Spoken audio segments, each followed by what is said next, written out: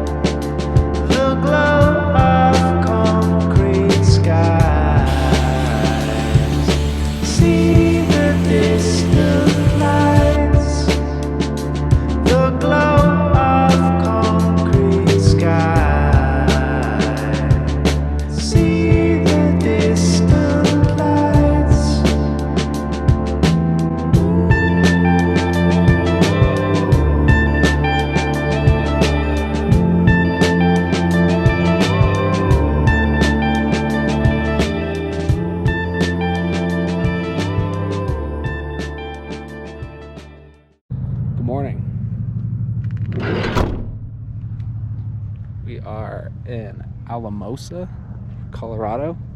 Parked at the good old Walmart Supercenter last night, of course. Got in super late. Yeah, we had to stop only 2 times yesterday outside of Santa Fe.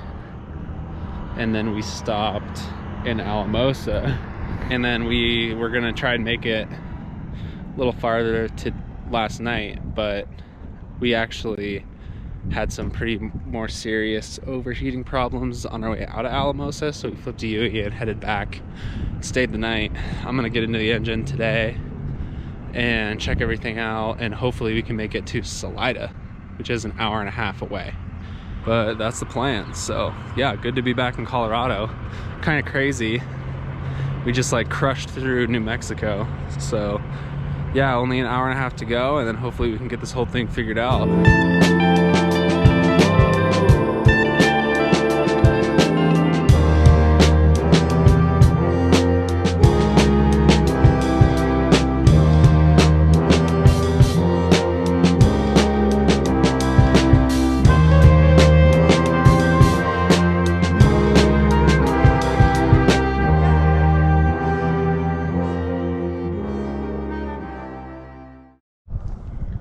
Good morning. Little afternoon.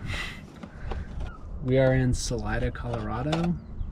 We stopped here to get the cooling system inspected and kind of get a better idea of what we're working with before we head back up to Steamboat Springs, Colorado, which is home base. Today we're going to do a quick thermostat change and finally got the air filter brought in. So we're going to do the air filter really quick, and then once the engine cools all the way down, we're going to do the thermostat. You pop this first and then pop this reservoir line, and then this is 3 screw system, 3 bolt system, one here, and one here, and then this whole thing that'll separate this seal here. The thermostat lives in this. This is the thermostat housing. So you just lift that up and replace it? Yep, so you undo those and this top part comes off, and that's what's going to spill coolant. Okay. So you pull that off and the top part comes off, and then you literally just swap them out. Inspect the other one, and then just blam it back down. Cool. And that's it.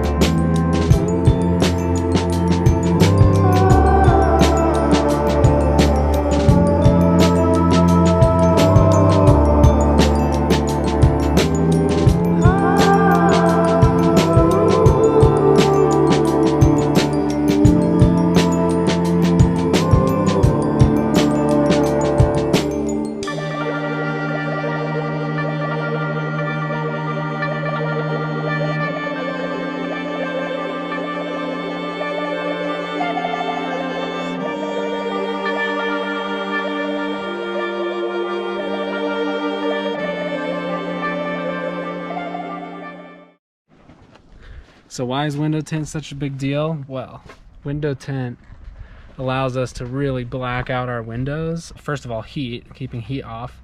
And then with our insulated panels, it further insulates the inside of the car from outside environment. So we're maintaining a stable temperature inside. You know, this doesn't have the panel in now, and you can kind of see through it, not really, but when the panel is up, like our back panel, it is completely blacked out, and you can't tell that there's a panel back there. So I mean, it's just super stealth, and it helps a lot with maintaining complete blackout when you're boondocking and stuff like that. So same thing with the front tint, we do that for the same reason. And also we flip these around, they're silver during the day, black at night. So then, and we have our blackout curtains, so it's really blackout in there too. So yeah, just things to keep the thieves out. One of the biggest things you can do is just make it seem like it's a fortress, and make it so it seems like there's nothing inside, where they can't see what's inside. So you want to up that risk factor. So yeah, we're stoked. That's why we do window tint. So we went ahead and opened up the thermostat housing, and I inspected the thermostat, and the thermostat looks in perfect condition. We had replaced it not too long ago, just before we went on this trip, so I was expecting it to be in good condition. So we know that the thermostat isn't stuck open, but when we did open it, we noticed that the gasket that sits in between the two pieces of thermostat housing was extremely thin and really starting to wear. So we went ahead and we had to actually make our own custom gasket for this thing. So we went to Napa, got just a sheet of gasket material and traced out the old gasket, and went ahead and just put a more heavy duty one in there that we made. Seems like it's holding pretty well. Just took it on a drive, got it up to temp, and everything looks totally fine. No leaking or anything like that. I was kind of thinking that we might be actually experiencing some sort of pressure problem. So yeah, hopefully this will be enough to get us up to Steamboat. We come in numbers, we come with need. We have a reason to fight, not greed. Just take a look, don't look too hard. You'll see your image, yourself surpassed. Don't be afraid, with open arms. This is the day to lay down arms. And with our strength, we'll be as one. A life of goodness, a life as one. A life as one. A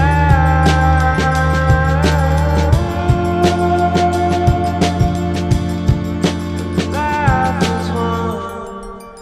We are just coming down Rabbit Ears Pass into Steamboat Springs, Colorado, Natalie and I's hometown. We are on our way back home. Really good to be. We just did the drive after the gasket repair, thermostat housing gasket repair. 4-hour drive, 185 miles, 3 mountain passes, no overheating. The thermostat didn't even budge the whole entire time, and we hammered it pretty much all the way straight through.